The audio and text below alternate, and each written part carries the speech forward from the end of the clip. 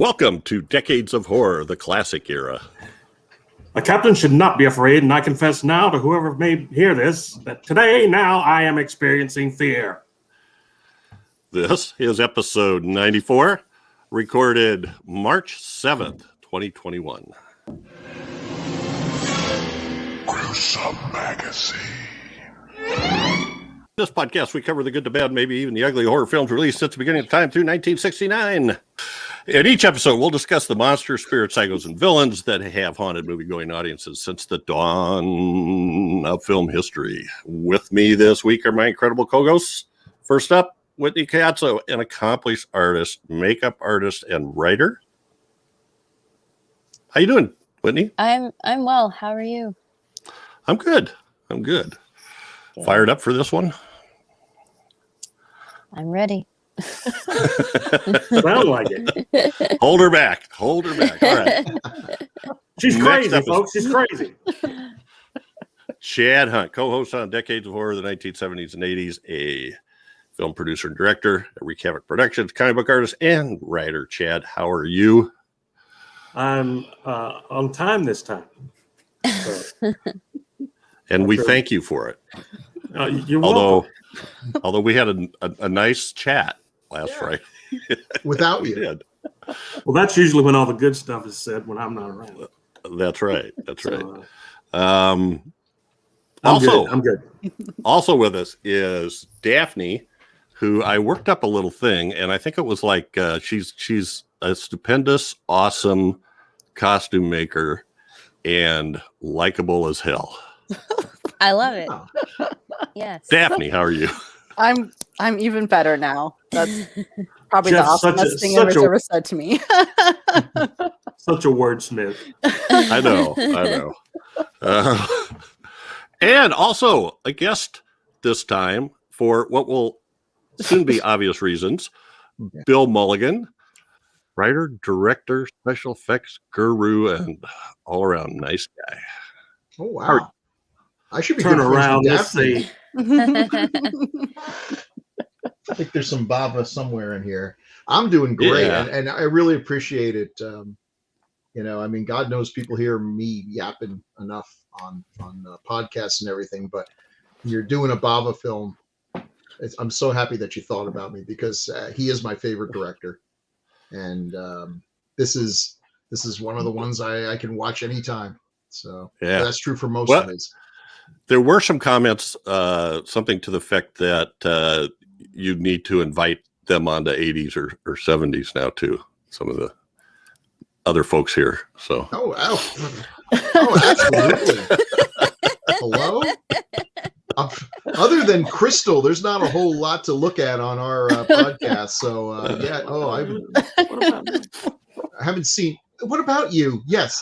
Yeah. What about you? Get out of here. all right. It's great seeing Whitney again. I haven't seen you in so long. It has been a while. The conventions and the film festivals and everything. Oh, I know. And Gosh. I'm loving Daphne there. That you are rocking that collar. That is She's so great. cool. Yeah, she is demonstrating her. We'll feature that here in a minute. Oh, we will? Okay. Yes. You do. You have a runway set up, right? Work it. Anyway, and I feel like I'm ashamed of myself here because not once did I introduced Bill to Daphne or vice versa. Hi, And I know Bill. Daphne knows, Hi. feels like she knows Bill, because she's an avid Here's listener, the but- thing. There's a neurological condition where people can't recognize faces, and I've kind of got a mild case of it. So I've been going through, thanks, by the way, I've been going through the Rolodex of my brain for like 3 days now, trying to figure out where I met Daphne. Uh-oh. And now, thanks to you, I realized that never happened. Never and happened. I've just like messing with myself. Although you look Jeff didn't familiar. introduce us, so we must have known each other. I swear though, you do look like someone, like an actress or something. You remind me of someone. Maybe probably someone from Planet of the Vampires on account of the collar. That's pretty much Awesome. how it works. But really Okay. glad to meet you. We had a great conversation Yes, we without did. Chad. Unfortunately, without Whitney too. But Oh. Yeah. So, as you probably have caught on, our topic This episode is Planet of the Vampires from 1965, directed by Mario Bava. And this is a really cool movie. I'll just say that before we get started. The cast features Barry Sullivan. He's the requisite American star, I guess. And then people from a lot of different countries: Norma Bengal, Angel Aranda, and Evie Morandi, I think. Release dates were September 15th, 1965 in Italy, October 27th, 1965 in the U.S. Filming dates, we don't know how long it took, but they started filming on April 22nd, 1965. Filming locations were Cinecittà Studios in Rome, also filmed some in Mexico City. Estimated budget was $200,000.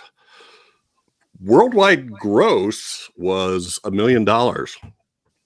And there was quite a bit of information. It was divided it into several countries, and it all added up to $1 million. And then, I saw it that way somewhere. So the synopsis is: after landing on a mysterious planet, the members of a team of astronauts begin to turn on each other, swayed by the uncertain influence of the planet and its strange inhabitants. And this is the probably the poster I've seen the most, at least the American one. And it's got a pretty standard tagline we'll get to later. Now, I haven't mentioned the writers because I got this slide that kind of explains it all. Screenplay by Melchior, and Lewis M. Hayward.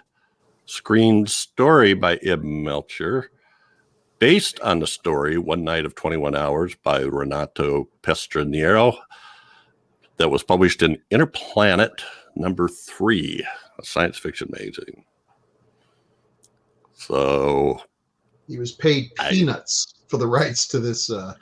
I imagine. Did you see something on that, or? Yeah, he was paid, I think, if I'm reading it right, and I don't know exactly the exchange rate, but probably on the order of $125 for the rights, to the point where they invited him to come down and watch while it was being filmed, and he was just like, it'll cost me more to make the trip than I got from selling it. Now, of course, he regrets that, but he's still alive and is still considered, I think, one of the grandfathers of Italian science fiction writing. That was kind of an unusual thing. Have you read the story? I have not. I've read bits of it, and it was interesting. I'm going to try to look that up. I was going to do it before, but I didn't. So, of course, a lot depends on how good the translation is, and that's true for the films and the scripts. Sure. So as usual, we spoil the heck out of stuff. So if you haven't seen this movie, it's currently on Amazon Prime. As we record this, but we're not going to hold anything back. The production company was Italian International Film and Castilla Cooperativa Cinematografica, and it was released by AIP. I don't know if they were involved, if they put any money in it or not. It was listed as a production company. Now, which one was it that we had a record number of taglines? I think that was Cannibal Holocaust on 80s. Yeah. This one has a record number of titles. Yes. Also known as. Went through 15 working titles before AIP settled on Planet of the Vampires. And so it took them 15 times before they came up with something that was wildly inaccurate. Yes. The Planet of Terror was the working title, which is not one of the Grindhouse ones. Right, yes. Planet Terror was one of the Grindhouse Planet ones. Terror, yeah. And you know that Tarantino is aware of that, so that's probably not an accident. Well, and I think I can never remember. Isn't that the one Rodriguez did? Mm-hmm. Yes. Mm-hmm. Yeah, and Tarantino did the Death Proof. Death Proof. I knew it was death something. I just couldn't think of it. So lots of planets, demons, bloods, demon planet, planet of blood, space mutants, terror in space, the haunted planet, the haunted world, the outlawed planet, the planet of the damned, And of course, in Germany, Schrecken im Weltall. Which means sound of music. Yeah. Yes. Horror in space. My German's terrible. Yeah. Okay. So yeah, the split on the money was supposedly in Italy it only made 144,000. In Spain it was 638,000. In the US 250. And you add that all up and you get a little over $1 million. And we do have some taglines here. Chad, are you ready for the taglines? I'm never ready for these taglines, but we'll give it a shot. Yes. Okay. This was the day the universe trembled before the demon forces of the killer planet.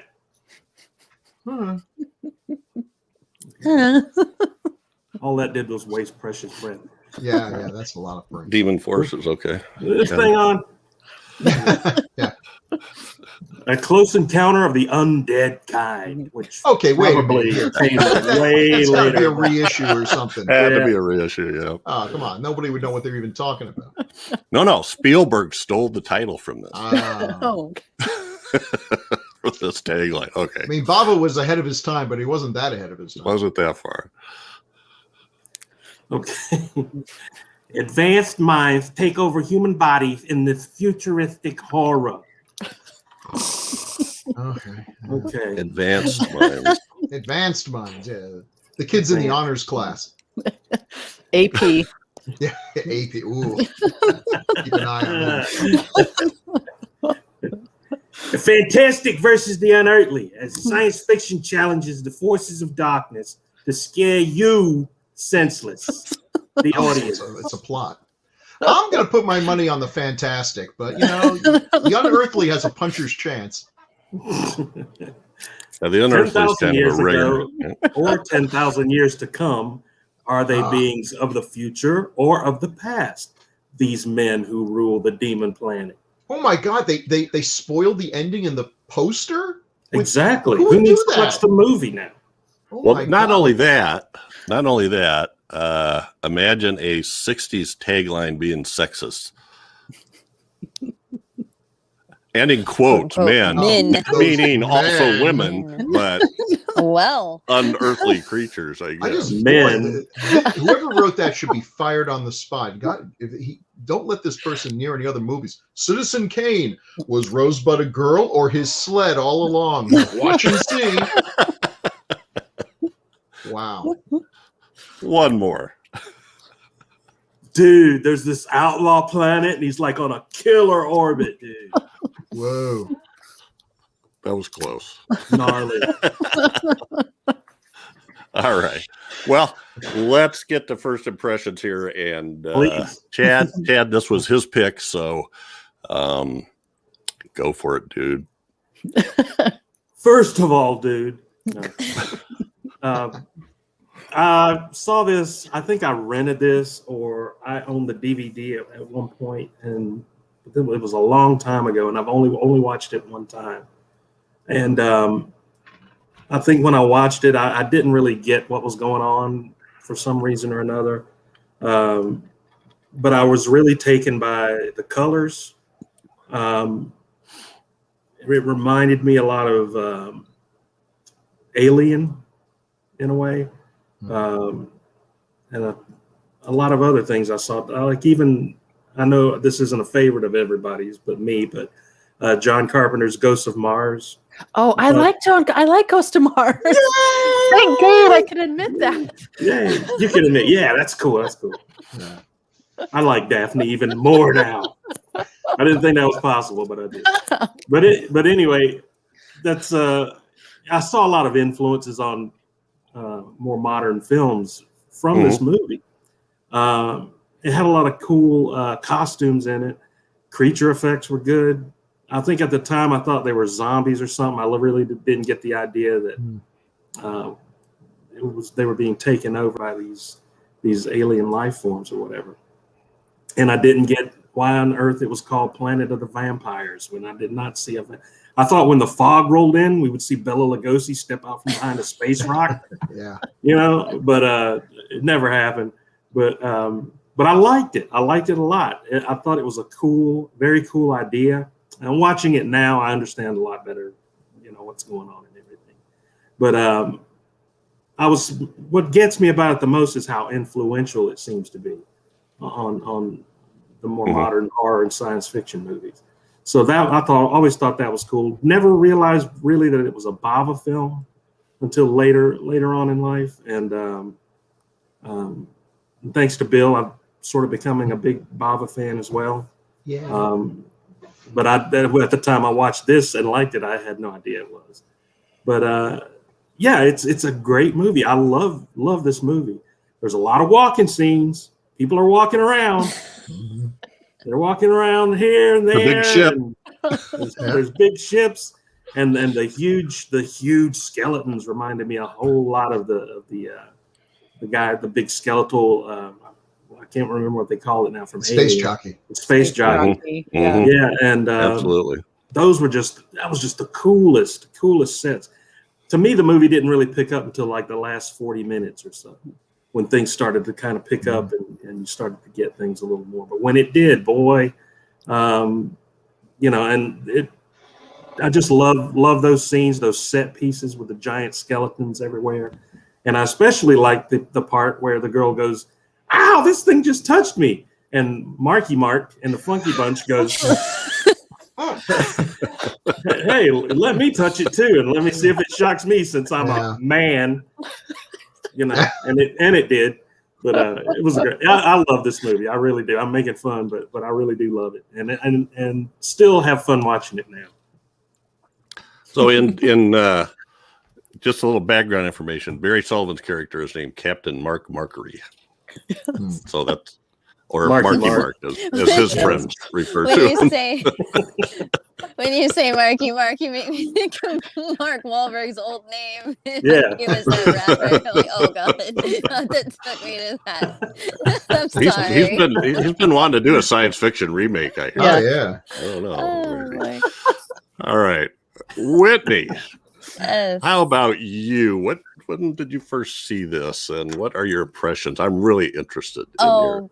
Gosh. Well, I will have to say this is the first time I have seen this, and I was confused because I'm like, what is possessing? I didn't really fully get what was going on with the characters and what was undead, and then I heard something of a parasite or something going on internally. I don't know. I was just confused as to, okay, how are they being taken over? What is it that's killing them? And that itself is a mystery. It was really frustrating for me because I really wanted to see something like come out of these corners, like a creature. Yes, the makeup was great. I loved seeing the reveal of those the things on the faces and those skeletal creatures. I was just a little disappointed because I was hoping I was going to see something come up from those creatures, the skeletal figures. I thought, oh, I'm really hoping to see something more from that, but I was like a little bummed about that. But it's very colorful, beautiful film, and I've got to say, the last time I think we've had a talk on a Bava film with Bill Mulligan was when we talked about Black Sunday. Yes. Yeah. So yeah, I gosh. just realized that myself. So that was a while back.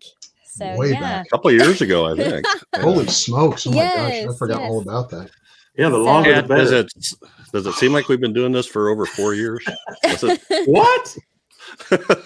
Okay. It feels simultaneously like I've just started doing this and we've been doing it forever. I'm not sure how that works out. But Yeah. Yeah. Well, Excellent, I'm old excellent. enough to remember who Marky Mark is. Yeah. Do you know Flava Flav? Oh my Oh, yeah. goodness. Yeah, boy, I do. Oh my gosh. Welcome to Rap Talk. Oh, yeah. Wow. With the hippest crew you'll ever see. Yeah. Yo, yo. I'll do I do not do a DJ Jazzy Jeff. So I'll do All Delight. all right. Time for Daphne's first impressions. And first off, we have to say we said something about her costume making skills, and Mm. she made a brilliant collar that can't be comfortable, but maybe it is. I don't know. Maybe it We'll gives see you how a long sense you of take it off. security that matches the uniforms on. Cosplayers do not Yeah. care about comfort. It's all That's about true. the style. That's awesome.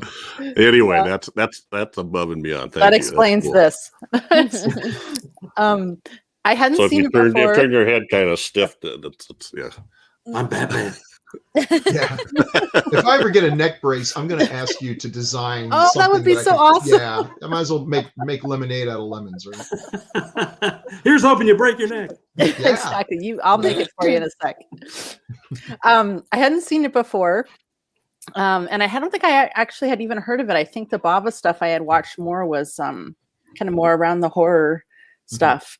And the first thing I noticed were the collars. I like watched it and went, oh my God, look at those awesome collars. And look at those suits. I was thinking 60s wonderfulness. And but yeah, I really like the colors too. The whole the atmosphere of it was so lush, and the colors were just gorgeous.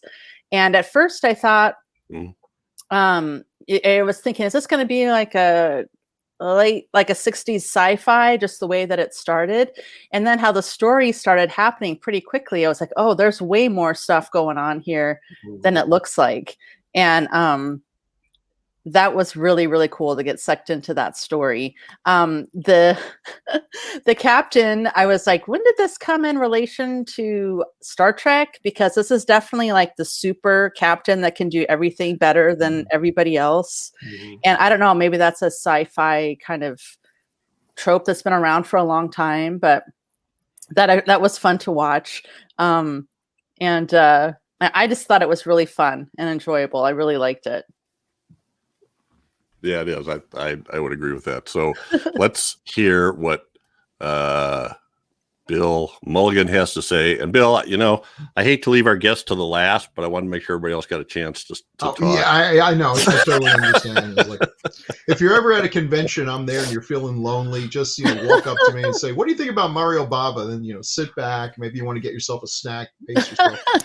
I'm a little obsessive about Bava, and I want to give full credit. The person who got me obsessive about Bava, Tim Lucas, who was the writer publisher of Video Watchdog and wrote this amazing book, Mario Bava, All the Colors of the Night, which is not only the best book ever written about a filmmaker, it's just one of the most amazing books ever. It costs a fortune. It's a coffee table book. You could literally use it as a coffee table. It's just absolutely gorgeous. I don't know when I first saw this, but I think I was pretty young. I grew up at a time, I was one of those monster kids. There were lots of opportunities to watch horror movies on the weekends. Saturday was Monster Day. And at some point I watched it, and I don't remember a whole lot. I didn't remember a whole lot about it. I remember the ending, because at the time that was a shocker. Now it's like one of the 3 most obvious endings you could have. I remember the costumes and the slow motion, which has always spooked me. Anytime you have slow motion in a movie, vampires coming out of the graves or running down the hallway or something, slow motion, and it was so well done. And I don't know when it finally clicked in my head that it was a Bava film. I was slowly at some point, when you're young, you realize I like this movie, I like this movie, I like this movie. Then one day you make the discovery, the 2 movies that I like have something in common. They were written or directed by the same person, and then you start realizing, this one person, it's your revelation of how to actually watch movies. And I began to realize that of all the hundreds of horror movies I watched as a kid, that the Bava ones were all in the top 20.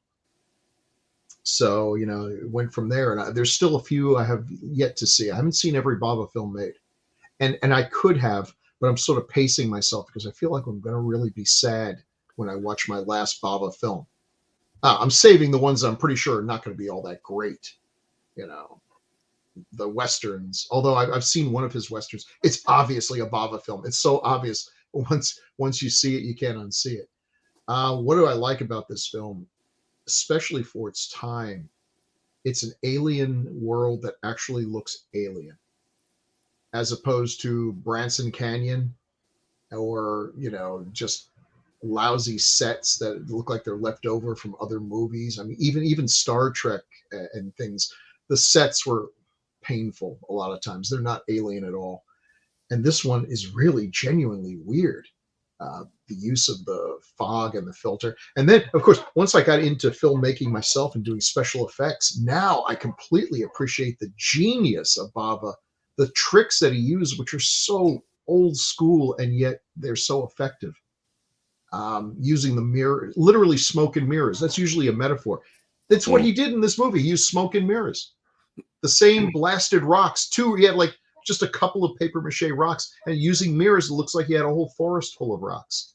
The forced perspective, the little tricks and all. And yeah, when I went to see Alien, it's like, this reminds me of something. It's like if you took It, the Terror from Outer Space, and kind of mashed it with Planet of the Vampires. I'm not saying there are people who oversell that. It's a total a remake. It's like, no, it's its own movie. But there's elements. There's certainly elements there, and why not? It's great stuff. It's not my favorite Bava film, but it's one of the few science fiction ones that he did. And it just shows, again, he was pretty good at everything he did. The only film of his I don't like was Dr. Goldfoot and the Bikini Bombs, which, I think comedy is a little hard to do when you don't speak the language of the comedy that you're doing. It's just sort of hard to make the jokes stick. But in everything else, he was fantastic. And this and Danger Diabolique are probably, off the top of my head, his only real science fiction films, and they're both knockouts. So I prefer his gothic horrors, but I'll watch a Bava science fiction movie any day of the week. There's the short version. Yeah. How long did that take? 20 minutes? No, that was good. Oh, good. But I don't have anything to say now. So no, I love it. The thing that I love about it is, yeah, you can't stop me. Chad's laughing. If when I say I don't have anything else to say, there's more to come. Sit back. I love the look of this. Now, the first time I saw this, it was like, I think it was my engineer brain was like going, what the hell's with all this wasted space on this spaceship? They gotta be small, efficient. You can't overdo the weight, blah, blah, blah. But, it's science fiction. So we don't know what's powering the ship. The way I kind of rationalize it, maybe they didn't care, but it really was like, God, there was huge space. But I think that's the thing that impresses me too, Bill, is that on this low of a budget, how he was able to create this, not only the spaceship, but the other world, the alien world. And he didn't have to create aliens, which was kind of genius. Although he does do that, the big space jockey kind of character, which is pretty cool as well. But it is multi-layered, and that's why I didn't get, the first time I watched it, Whitney, I didn't get what was going on. Yeah, it took confused. Like the second or third time where I kind of figured out who took over who and where they came from and what ended up happening, kind of thing. So I feel like I didn't appreciate that till like after the second. I'm like, okay, that's all right, got it. But I am colors with Whitney and Bill. Go ahead. I am with Whitney. I would have actually liked to have seen the aliens on that poster. Right. Those creepy looking things, like, just a flash of what their true form was. But I guess they were kind of like Scientology thetans or something. They don't really have a true form. They just take over your body, and that's that. I hope this isn't where he got the idea for that. I thought I saw some artwork where I saw some, unless I'm just conjuring that up in my head, but for some reason I thought I saw some artwork of something. I think that was of the skeleton, the ones that Jeff showed the poster of before.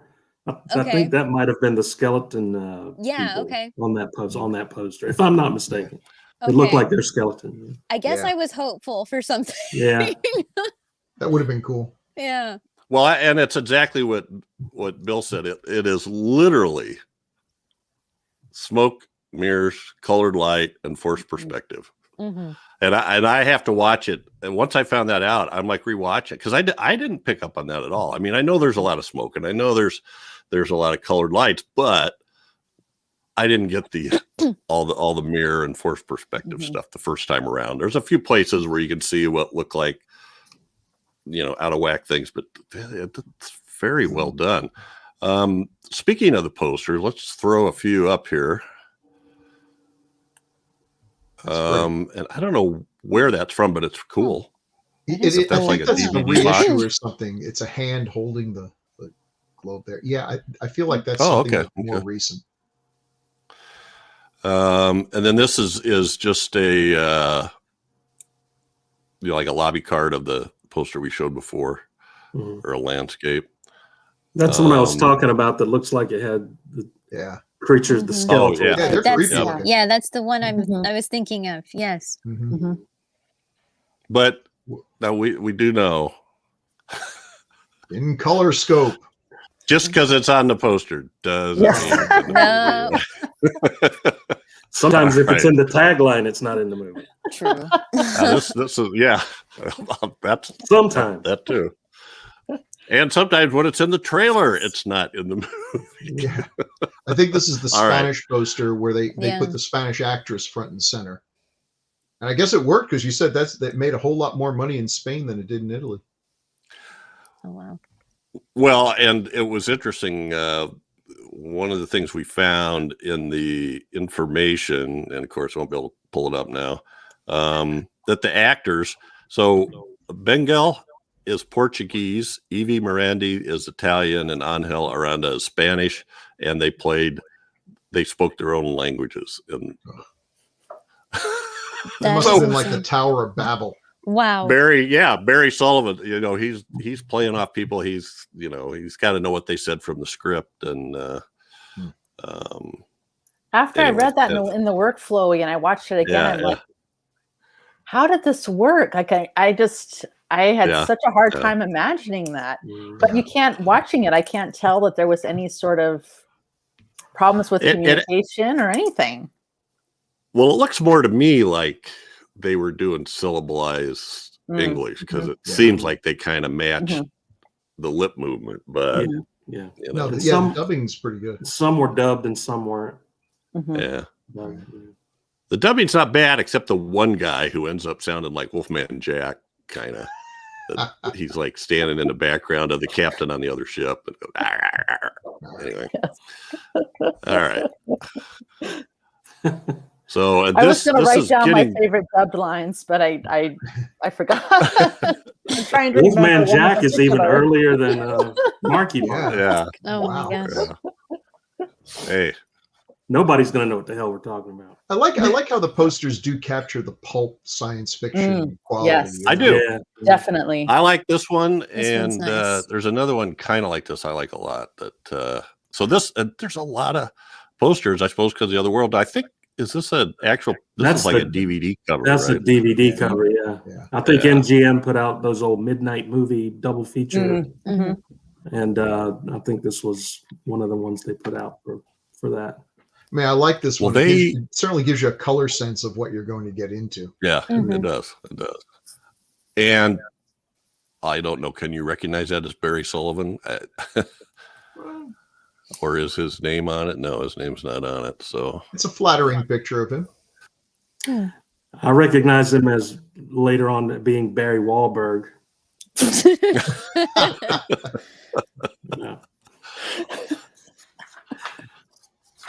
Yeah. Okay, now somebody just went off on their own here. Totally off. This has got to be a reissue too, right? Yeah, I'm guessing so. Yeah. This is like when you see the Polish posters for a Godzilla film, and you're like, "What?" Yeah. What is that? Like a Gila monster coming out of It's his it's an iguana, a Komodo dragon crawling out of a giant skull that has alien written on it. I don't know. I think it's a vole. Yeah. I don't know. But you're infinitely scarier than Gila monsters. I'm sorry. What? Nothing. You have as many cats as I do. I like this one. I like the yeah. spaceship thing. You know, I literally just noticed it's a face in the clouds there. Mhm. Mhm. Oh, that is cool. I even like that title better, Terror in Space. Yeah. A lot better Yeah. than. I think it's Yeah. Spazio, but yeah. Okay. And kind of Okay, all right. All right, I quit. Yeah, Okay. Nah, that's not. Nah. Pumpkinhead. Well, look, if we did one of those forensic creations on the skull, I know. Okay. this one doesn't. We add doesn't the even clay have the around it and decency. you build up with And, it. and why is Chucky crawling up out of the hole right next Notice to who directed this one. It's directed by That's right. John Old, which is Chucky a and name that Pumpkinhead. they often stuck on to Italian movies. Old. John Old was one of those pseudonyms they slapped on there. Oh, okay. Oh. Okay. Because, hey, you got one of the Interesting. world's greatest directors. Why would you want to let people know about that? So, yeah, John Old. Yeah, that's weird. Wow. So I think there's the man There he is. himself. Yeah.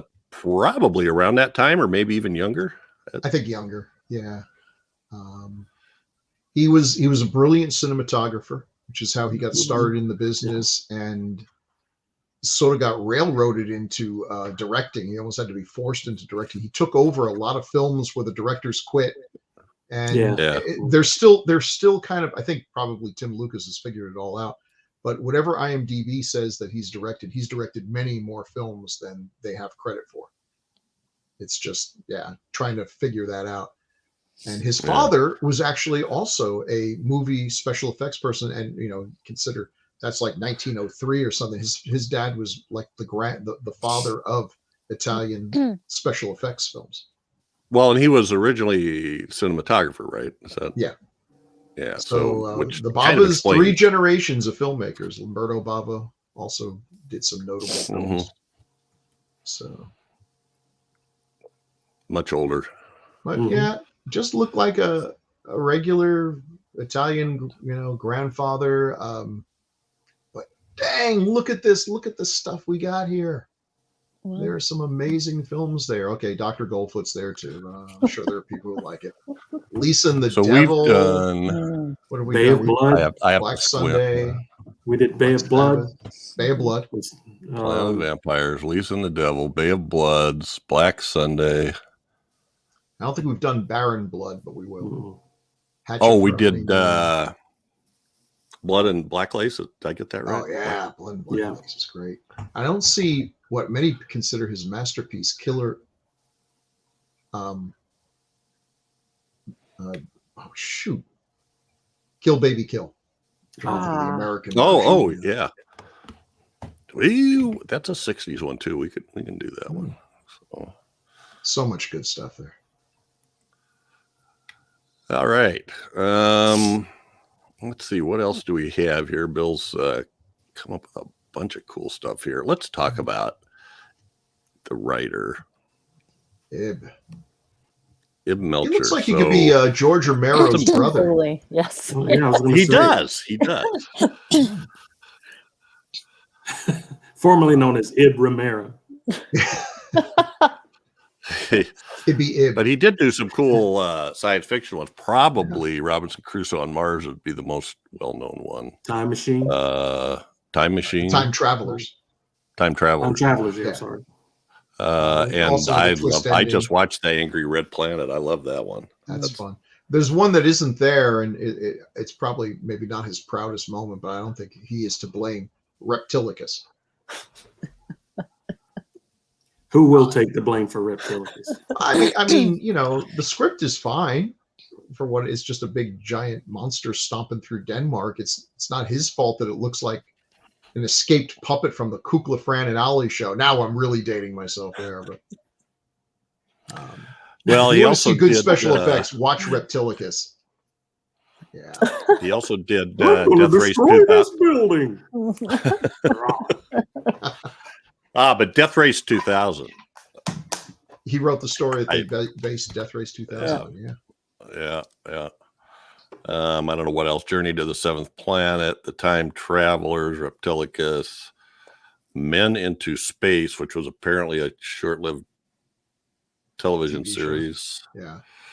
Gigantus, the Fire Monster. Oh, that's right. That's right. He wrote the script for the second Godzilla movie. And the American version of the Godzilla Raids Again. Yeah. Interesting. So yeah, I like how these little known people end up in these sort of classic things. So let's take a look I'd really like to read maybe the story or the script, because I wonder how, like, I thought it was really interesting that they had this layer of just the people that live there on Aura, but then who are these other aliens that come before them that they run into? You know, it's like, it's just, I just think that's a really great idea for a story, and just the whole mystery behind it. You know, it's just really interesting. Yeah. My take, you guys tell me, and I think we've got it figured out now, but I, just in case I missed something, I thought that these sort of energy only aliens that are like thought only or something, they had inhabited the bodies of the giant skeleton aliens, and then we're trying to get them. Their race was dying. Their planet. That's what I got too, because at the end of the movie, he was saying, "Well, we will never make it back home, so we'll have to go." Right. And so that wasn't their original planet. So that's what I got too. That they had inhabited the bodies of those giant skeleton race. Yeah, but I got the impression that they got that they tricked in the same way these people. Yeah. The giant aliens to come there. Right. Like the giant. I got the impression the giant aliens weren't native. Like they got them from another. Which I would just thought, wow, throw that in there too. That's really interesting. In fact, I thought that, you know, the quote that Chad read at the beginning, where the captain is speaking into his recorder and everything, when they go on to that abandoned alien ship and find the giant skeleton and start pressing buttons, always a mistake, and you start hearing its voice. Yeah. I'm thinking that's the same thing. This was like his last message. Him maybe saying the same thing. You know, so it's kind of a callback, although they're not aware of that. But yeah, where these creatures came from, how they got on this planet. This planet just seems to be a place where they crashed there, and they were trying to get people to come and get them off the planet, but it just wasn't working out. Well, it's just cool that there's all these different things going on, and they don't really mention it. They just do and they don't tell us. Which is, this is not a film that has endless exposition, which is good. I don't need to have all the mysteries solved. Right. Well, and like Whitney said, we don't know. No, there was what triggers the possession, right? Right. You know, do they have to be close? It doesn't seem like it, because sometimes they do it from outer space, you know? Yeah. Because there have been moments and scenes where some of the characters have gone off. Like, I can't think of his name, but the young blonde guy, and there's just so much. I have so many questions. Like, what, why, and how did this happen to? And I mean, I guess it's supposed to be a mystery, because you're not supposed to see what's going on. I guess you're supposed to kind of think about it, like what like the triggering of this possession or an embodiment of these people. Like, I just thought, okay, for some reason, is this some kind of parasite or something if you're out there for too long? Or I don't know. I had so many questions. And I think that's where a lot of the comparison to Alien comes in, where, you know, who's the space jockey guy? Why are these eggs in the hole? Where'd the eggs come from? You know, that kind of thing. So you're right. And it's so smart, because you think about it. Lost your sound, Bill. Yeah, well, I have a question. Do you think that the two ships that we open up with, were they from Earth or were they from another place? Because when he's going back and he says, "Oh, let's look at this little planet here," he doesn't act like he recognizes it. He doesn't like go, "Oh, we'll go back to these people's planet." You know, he acts like it's a different one. I definitely got that they thought it was a different one, which I have to admit, I fell for it. I was totally like, oh my gosh, they're not Earthlings, you know, and they're going to go back to Earth. But them being, I was thinking more of that they were the original people that they took over. I didn't even think that maybe those original people were gone, that they are now totally in inhabiting these people, that they lost their identity. I didn't even think about that whole layer. Because I was afterwards thinking, gosh, they're an awful lot like humans. How could they not be from, Right. you know? I mean, It's the amazing. name You of the all ship speak is English, right? Argos. Yeah, I Yes, know. yes. But I didn't think about that. Wow, I totally missed that. Oh, well, I definitely questioned what was going on with the story and the characters when I'm seeing them running in and out of the ship with and without helmets. I'm like, wait, That's a this good is not, point. this Yeah, is not, this is not what humans do. I'm confused. Are these human people, or are these like other embodied entities? Or see, that's because I did question that. Like, what is going on with and without helmets? This is messing with my head. Like, seriously, I didn't get it. And they didn't seem bothered at all that this guy went out without a helmet, yet they had to get their helmets. You know, Right, it's like, right. okay. I was Can you hear me now? so Yeah. much. Yes. Yeah, Okay. Confusion. yeah. Sorry, Bill. No, that's no problem. Sound like a great conversation when I'm not around. Well, I asked the question of were the original two ships, were they actually from Earth? No, Because He just said it. Yeah. no. Okay. And the ending of the movie was being worked on like right up pretty much to the day they shot. The original ending was one of the other obvious ones. They were going to land on Earth, but they were going to be the first humans. It was going to be Adam and Eve, which is one of those endings you should never use if you're writing a science fiction story, because but there is because there was only a guy and a woman left. Yeah, a cool Well, but twist. he was showing Okay. pictures of them with planets and stuff, or with buildings and things. With right? buildings. Well, that wasn't going to be there. They were just going to land on the planet, but the cool thing would be the fact that they were still infected with the alien presence, and that this would be the explanation for the fact that the human body and the human soul are separate. Right. That they have two completely different origins. Oh, So, cool. yeah, but I think they thought that was a little too cerebral, so let's just end it on the puny Earthlings. But wasn't there a question like between one of them saying something, or was it more of a comment saying something like, I guess this is a habitable place or something like that, right? Didn't one of them say, I guess, basically saying, I guess we can be here, is it sustainable or something like that? I don't know. Yeah, then they get a better picture. It's like, oh, Yeah. look at these primitive skyscrapers. Yes. Like, oh, They douche still nozzles use from outer space. metal. I hate aliens that are like that. It's like you're puny technology. Why, you're like an ant compared to us. It's like, dude, we're having a conversation. I don't know about you, but I don't go talking to ants. So Peasants. you got your own problems. Yeah. Shut up. Once again, the Italians create a movie that totally destroys biblical lore, right? Yeah. I mean, look, they're so superior. They're still using pistols. Okay, come on. I thought those were toilet plungers. It looked like it came from Walmart to me. So It did look like they took a couple of kids' toys and put them together. Yeah, the one gun shot and this little fire comes out of the end like. I know. That seemed like a definite mistake. The other ones were kind of cool, They were like concentrated flamethrowers, or focused flamethrowers. But then the one shot is just sort of like.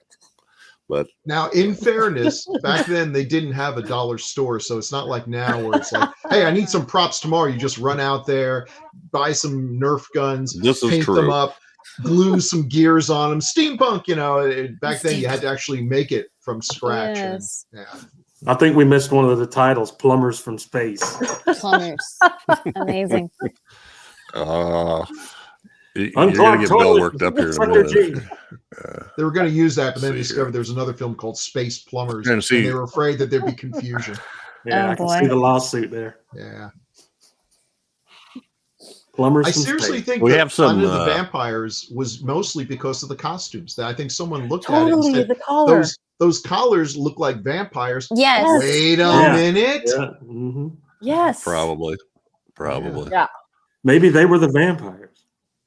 They could have done like emotional vampires or life force. I think they referred to these ethereal life forms as parasitic. Marky Mark did. maybe that's Captain Marky Mark. that's Captain Marky Mark and the Funky Bunch to you. Well, I would be perfectly happy to have everyone on Earth, especially the women, wear these suits. That this became the normal thing for everyone. Those are to wear. awesome suits, aren't they? They're awesome. amazing. It's made out of the same material my couch is.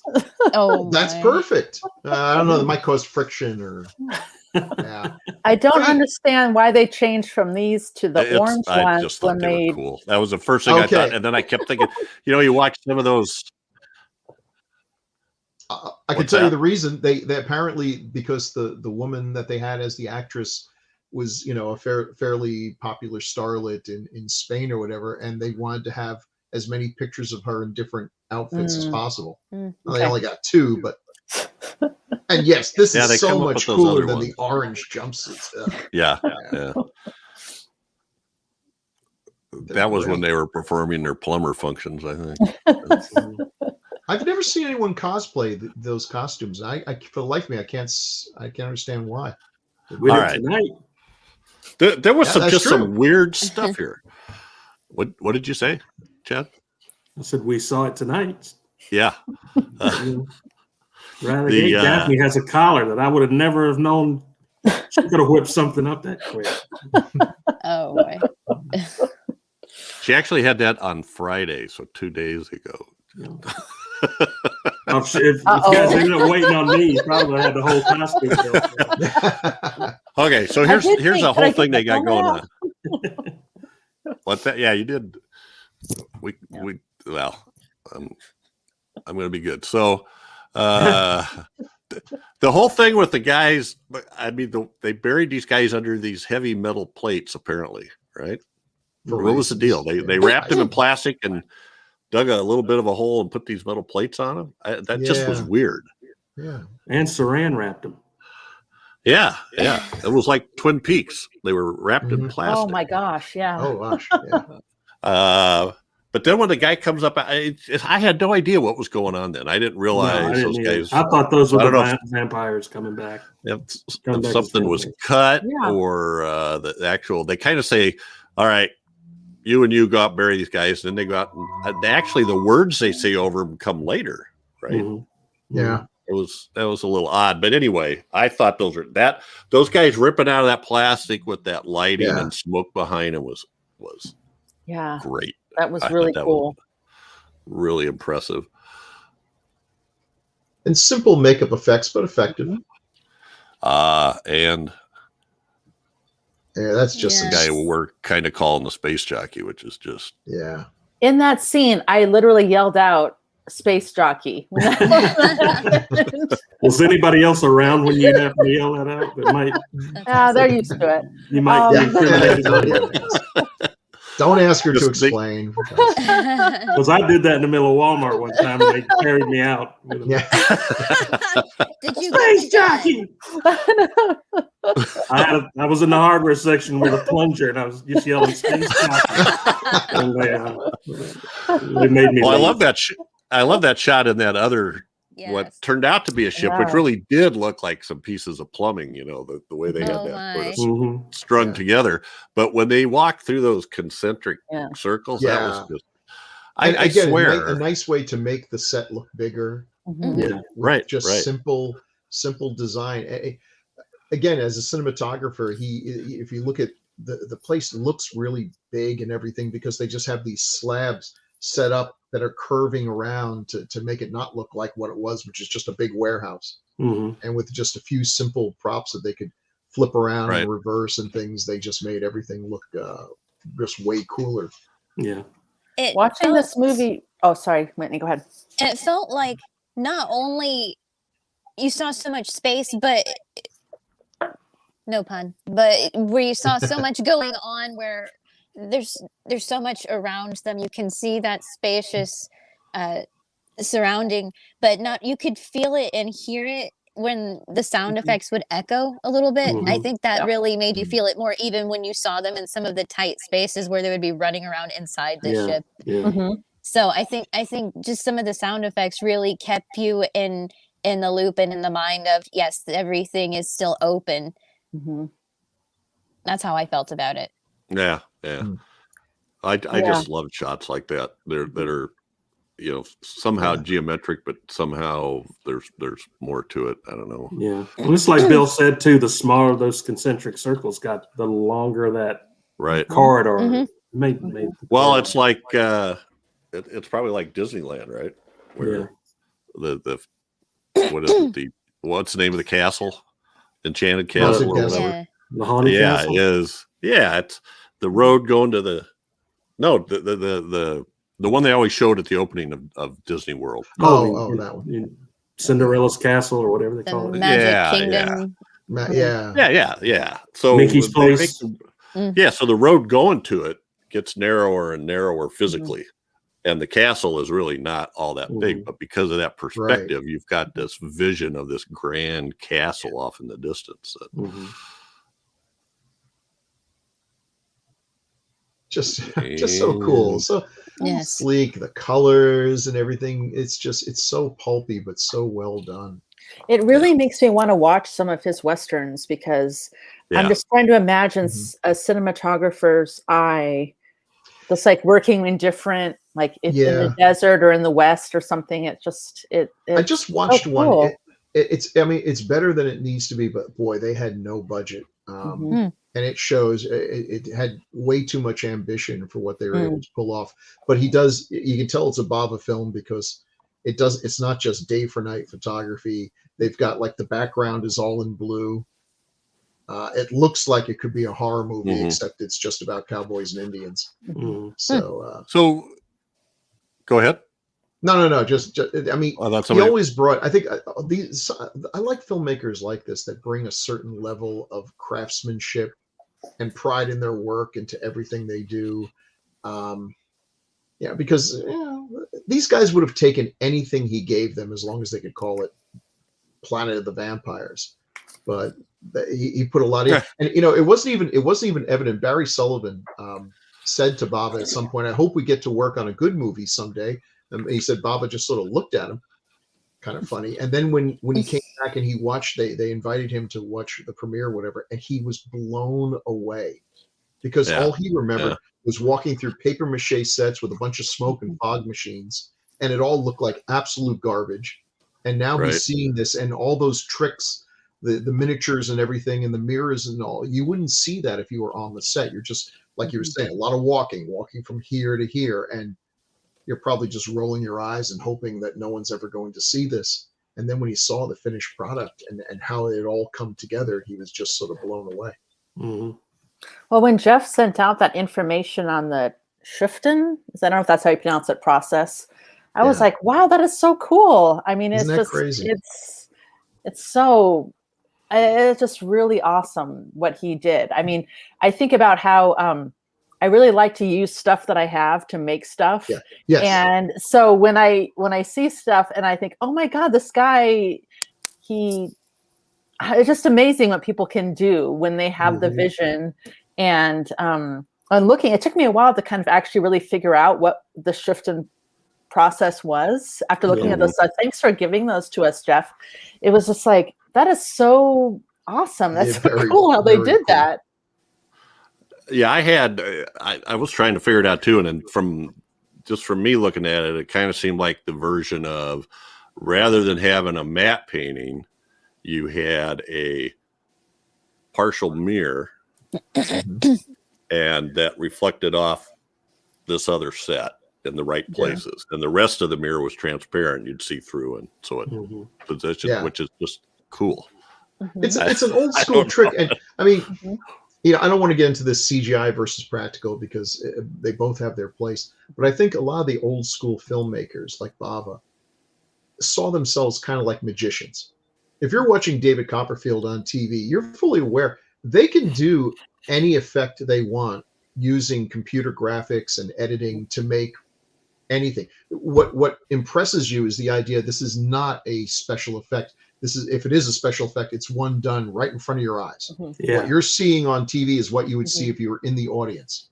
And I think people like Bava and those of us who really like the old school practical effects, we actually prefer them to CGI, which can often be superior in the way it looks, because it's a trick. This is the whole fun of filmmaking, is to all filmmaking is making the audience believe that what is actually a bunch of things that took a year to film on different days and all is all coming together and took place in this 90-minute period. Right. And all, it's all trickery. So why not make the effects trickery too? If you have two ways of doing it, one is a whole lot of work, but it's real, and the other one is just doing it in post, I'd rather do it the real way. Mm-hmm. Which, of course, is why it takes so long to make the movies. And I do understand why people use CGI, because if you've ever done blood effects and everything, and then it's like, okay, take two. Well, we need an hour to clean up the set. Yeah. Yeah, that gets a little tiresome. I love the ship because when you see it, the first time you see it, you don't think of it as being huge, right? But then when they show it landing and they show the landing gear, coming out of these little holes, the door open, the landing gear comes out, and then they come out and it's got this weird little I don't know, like a snorkel kind of thing that drops down, and they go down this angle and come out at the bottom, and then you see the landing gear out there. You're going, holy crap, that's the landing gear we saw sticking out. This ship is huge. It was just this huge blocky. There was something about that just really put me in a different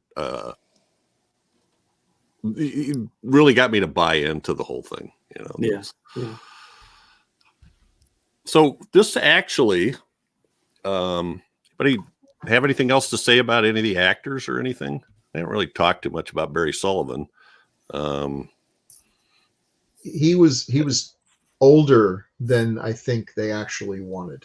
I think the filmmakers had planned on more of a romance between him and at least one of the female characters. And then once he got on set, and it, like you say, I think it's one of those things you have to have an American actor, and this is the one they got. And they were like, and there wasn't a whole lot of chemistry on the set there.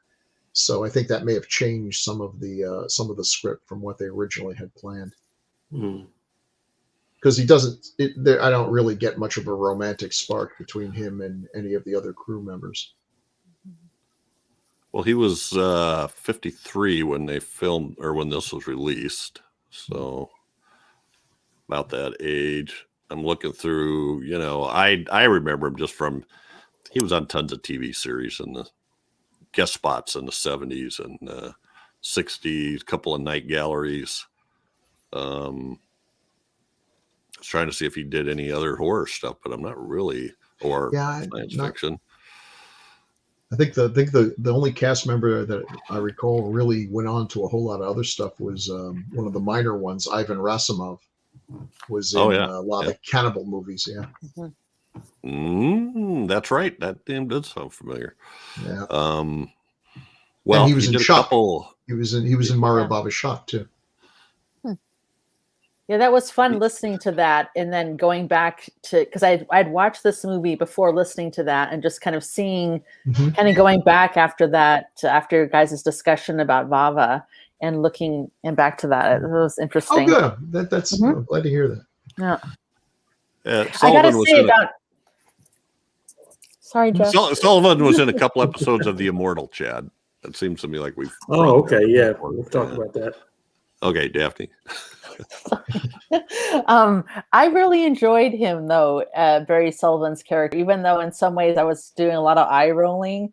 But you know how I kind of said the captain that can do everything better than everybody else, like lifting his head up after 600 G's or something, when everybody else is like squished against the ground or something. And I had to rewatch the scene when he comes back and he's like, calm down, everybody, calm down, settle down, let's just stop. And I'm like, no one's freaking out. Why are you? Yeah, right. I wonder how much of that is in the dubbing. Yeah, I'm glad. I forgot all about that. You're absolutely right. I was like, and he was telling Sonia constantly, do this, Sonia, do that. And I'm like, she's the communications person. I'm sure she knows exactly. Okay, whatever. But I still loved. I thought he was good. Yeah. If you read old science fiction stories of the time, that's very much Captain Spaceman. Yes, I got the impression that was like. There was a great, you mentioned dubbed lines, Daphne, that there was a great line where one of the guys they leave outside as a guard or a lookout then comes and says, I saw something. There was a man. He was moving furtively. I think he wanted to kill me furtively. Yeah. Furtively, yeah. I was looking furtively. Yeah. It's one of those words we all know what it means. We've all read it, but have you ever used it in a sentence in your life? Right. No. Absolutely not. I mean, I will now, though. yes, it was Hey, furtive, now. but I use it a lot. Hey, Chad's gonna go shout it in Walmart. Yeah. With one of those guns or At the cashier, stop looking at me so furtively. She's pressing a red button under the cashier. Yes. Guards come up and take you by the elbows, right? Yeah. Chad's gonna be like, "Don't mind me. I'm buying this plastic." All right. I'll be doing this later.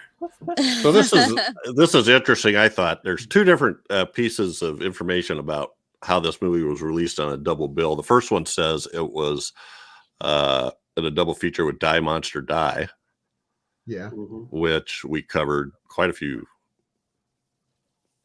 I don't know, 2 or 3 years ago, which is a Boy, would I've fun liked to movie have to seen watch. Bava do Die Monster Die. Oh, there's some creepy stuff in that too. That stuff in the basement or in the dungeon or whatever that is. And then the other one, it says it was on a double bill with Monster of Terror, which is an alternate title for the Manster, I think. Manster. oh, I still want to see that. Which is Yeah. why I watched that a few days ago. I'm like going, I read the synopsis and went, well, that sounds interesting. Well, it's pretty weird because the next movie we're doing is Eyes Without a Face, and that was also released on a double bill with the Manster. Well, I think I Because- screwed that up. Did you? Are you sure? Are you saying No. because I said that last week? No, but I think I I got to believe- mix them up because 60 and I think- 65. I'm trying to think. It was they retitled it Horror Chamber of Dr. Faustus and released it. Oh with- yeah. Oh, well, maybe. So maybe Manster just feels like a perfect second double feature on a double bill. I mean, come on, Yeah. half man, half monster, all terror. Well, I have to look Manster. now. I looked it up because it was, and for some reason I have a hard time finding. Oh, you know what? Monster of Terror is the alternate title for Die Monster Die. Oh, So Well. the Manster is with Eyes Without a Face. That makes much more sense because it's like 59. sure. Okay. Oh well. Can I tell you guys something real quick? It's Sure. kind of Yeah. mushy. Oh, Well, when I did the first episode with you guys of the Phantom Carriage, I sent. I think I told Jeff this already, but I sent it to my sister to listen to, and she said, "Yeah, you're with your tribe." And so, sitting here listening to you guys talk about, was it with the Manster or was it? Let me look it up. Well, Oh, it's- that's sweet. That's awesome. no, it's absolutely true. awesome. I think It is this is awesome. honestly growing old is Anywho. all kind of fun, but it has been so cool to find my tribe. Yeah. And I I'm gotta telling say, you, the last 10 years. growing up in Central Iowa, you don't find a lot of people that admit to liking horror movies beyond the box office stuff. Yeah. So it's been great for me to find you guys and be able to do this. I got, I don't. Well, we won't go there. Sorry So, to take it off on a tangent, but my heart was No, like, it's a No, good it's good. tangent. so we're Great. we totally corrected it. We're not idiots. We realize 1960, 1965. Okay, Die Monster Die, aka Monster of Terror, was released on a double bill with Planet of the Vampires. Mhm. So we can talk about the monster all over again tomorrow, or on the next episode. All right. Anything else about the actors or anybody? Any final comments? Anything you know about the actors and other things, Bill? I'm glad you said something about No. Ivan and Russ.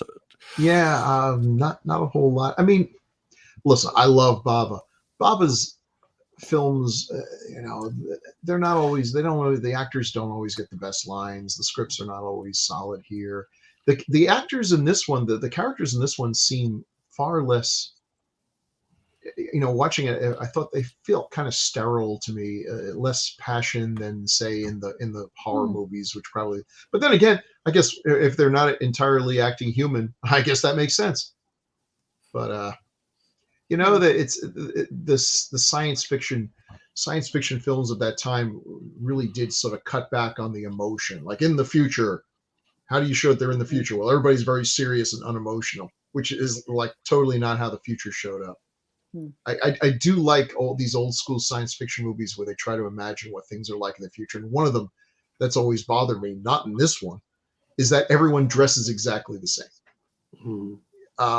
Whereas in reality, this is probably the time when you are most free to wear whatever you feel like. Go grab a yearbook from the 50s and you look at, and everyone looks like carbon copy. The same glasses, the same everything, same haircuts. And now the students are all over the place, allowed to express themselves in the whole. So why should the future be this conformity? But of course, maybe that is a comment on the future. And if the costumes look this good, I'd be fine with it. Usually those futuristic outfits look ridiculous. It's like a caveman's idea of what the future will look like, and it's the same thing, only bigger and shinier. These were way cooler than the original Star Trek costumes. Yeah, they were always having to tug them down, and not very. They all shirts all look like they shrank in the dryer. and they probably did, after a certain number of episodes. It's like, Shatner's been hitting the buffet table a little heavy this month. So, Chad, any final comments? This was your pick. Anything you didn't get to say or that you like about this? No, I think we covered everything. It's a fun movie to watch. It's some people might say there's slow parts, and I made fun at the beginning of there's a lot of walking scenes. Walking from one place to the other. There are, but it picks up and it starts getting fun. But visually, it's a beautifully shot film. The special effects are just on point, and it's one of the better sci-fi horror movies of that time. I think by far had a great idea, cool concepts that I think, like Daphne brought up, a lot of that stuff just didn't get explored enough.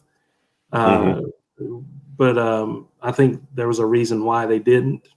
They didn't want to have the audience overthinking a whole lot of stuff in there, and that just adds to the charm of it too.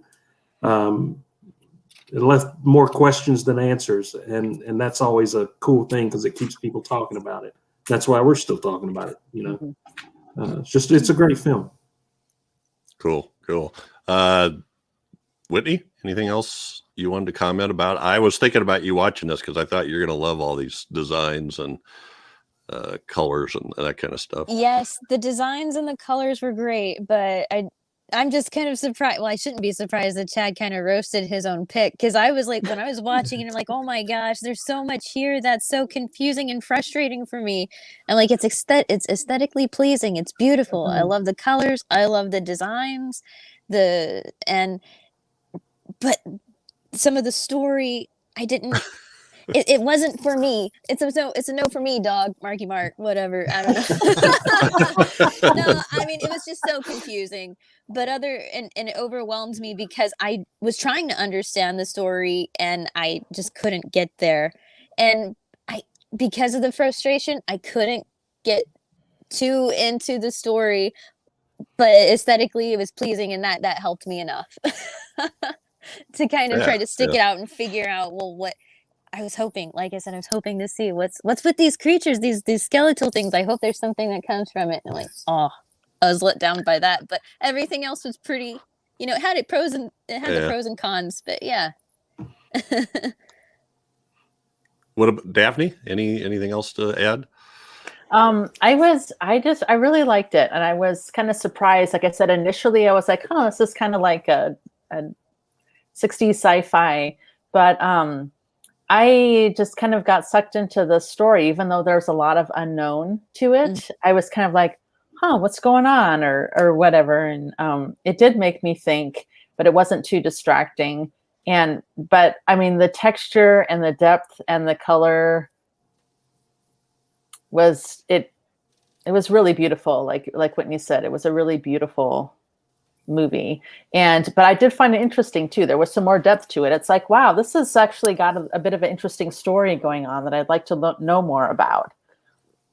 I mean, like I said, I had to watch it a couple of times before I really had any idea of what was going on.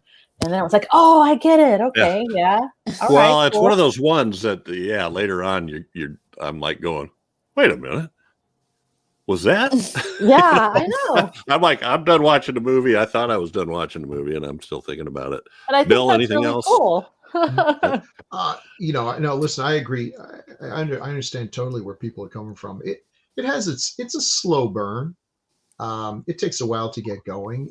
I think it's a great example, especially I look at it in a context of its time. And when you look at the other Italian science fiction movies that are being made, mostly by Antonio Margheriti, it's a lot less pulpy, and those are fun movies. This one's a bit better. It's not the best Bava film. He didn't do a whole lot of science fiction. And if I were going to pick a Bava science fiction movie to recommend to people, it would be Danger Diabolique. But it's a fun movie for me, and I think a lot of the love that I have for this movie is just my love for the filmmaking itself. Not so much the film. The script is weak and the acting's a little stiff and everything. I enjoy it, but the seeing how it's made, and that's something, I might have a unique perspective on that. If you're making films, once you start making films, you look at every movie you watch differently than you ever did before. Once you're involved in the business in any aspect, you see things very differently. And I really enjoy watching. It's like, how is the magician gonna pull the rabbit out of this hat? And then looking, what they did with the sets and the lighting, the simplest little tricks. When they call people up on the phone, that phone thing, and they suddenly appear, those guys are literally standing right behind that, crowded together, squished together to make it look like they're far away. They're actually just in this tiny little phone booth size set, and they had a glass on there with lights on it, and when they turn the lights off, suddenly we can finally see through it and see these people that have just been waiting there to talk. Like, now of course we do that nowadays. We would just composite it in, because it'd be silly to do it any other way. It's just so cool to see that kind of they were like selfies. Creativity. Yeah, it's just the creativity in this is off the charts. It is. And and it's got style up the wazoo, and style is what lasts. The images, even if you're not necessarily a huge fan of the entire film, you'll always remember those costumes. You'll always remember that lighting and stuff. It lingers. It sticks with you long after other maybe better films have kind of faded away. So a lot of fun. It really is beautiful.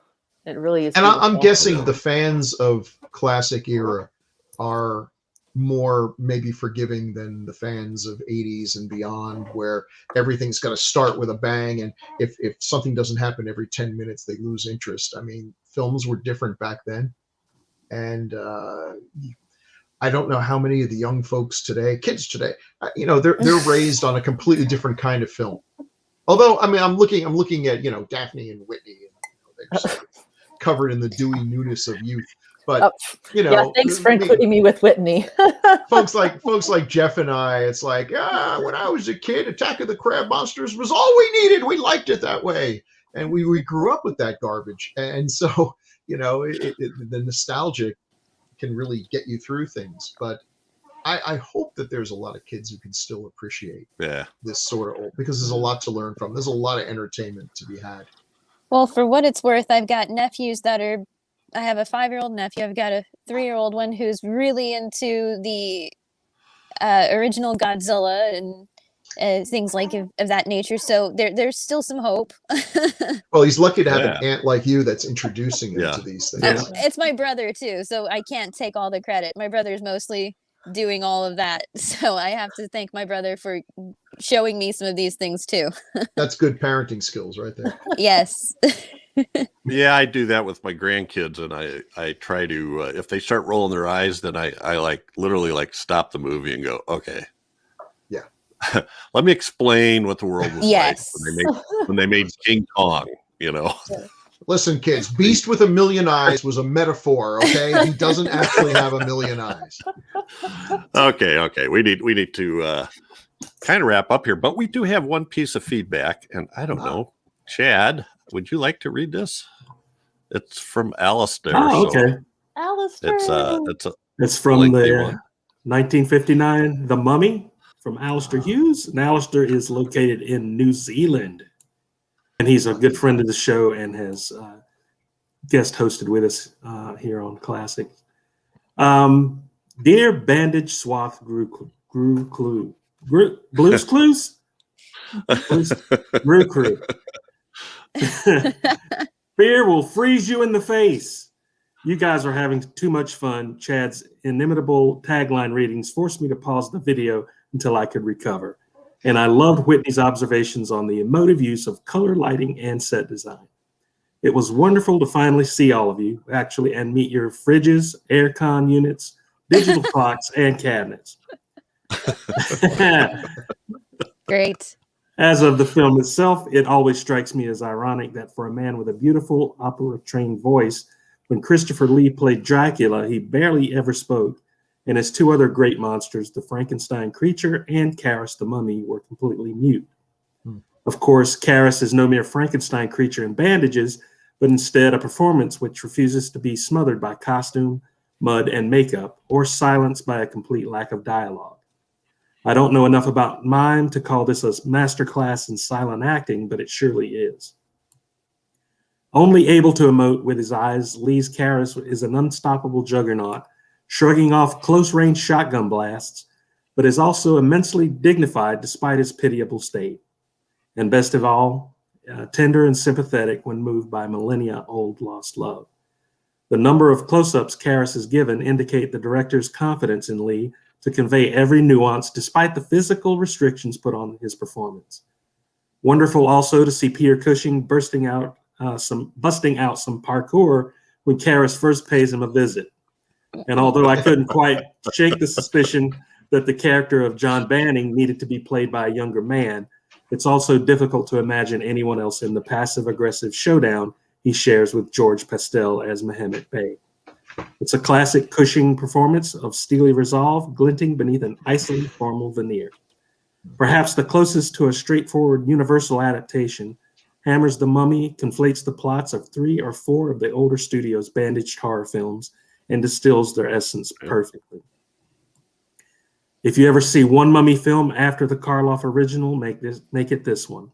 I love it when the classic crew do Hammer, and this was an absolute delight. So now I'm grasping for a pun to end on, but I think you guys took them all. And that's totally fair enough. Al. Yeah, we get it. I got it. You guys did it. I got it. Way to go. Another I love Al's Love it. comments. I know that they're long, but God, I love them. And I They're great. He's a can't cool. just pull things out. So anyway, yeah, that was our first video. So Cool. Mm-hmm. I just It saw is Bill's short. cat and I said, "Oh, kitty." Yes. Always has to make an appearance. all right. Well, Grue believers. That's it for this episode, but every 2 weeks we'll be focusing on a specific film released between 1920 and 1969. Next up, chosen by Daphne. What are we watching next? We've already kind of spoiled it, but Yeah. Eyes Without a Face. yes. We're doing Billy Idol. Yep, music we're gonna do videos? Billy Yes. Idol. We're gonna I- do we're gonna do that thing too. Oh yeah. With the rebel, Yeah, Yes. exactly. That lip curl. and White everything. Wedding. Eyes Without a Face from 1960. All right. And AKA Because- my favorite film. because this is Bill's Yes. favorite movie, he gets 2 in a row, right? Yay. A Thank you. double shot. Oh, Chad. sorry, Chad. It's okay. I love you, man. Shouldn't have picked the I- movie I love so much. Plenty of ways to Fair stay in enough. touch. And hey, please subscribe, please like, please Share. hit the bell, Sure. smash the bell, get the alerts. We appreciate it.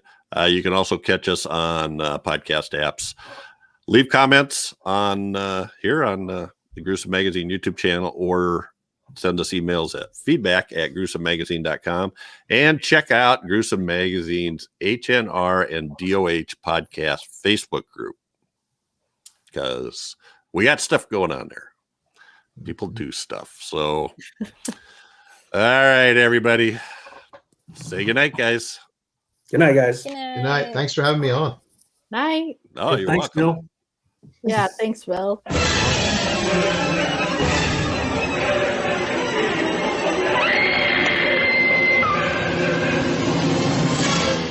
Gruesome Magazine.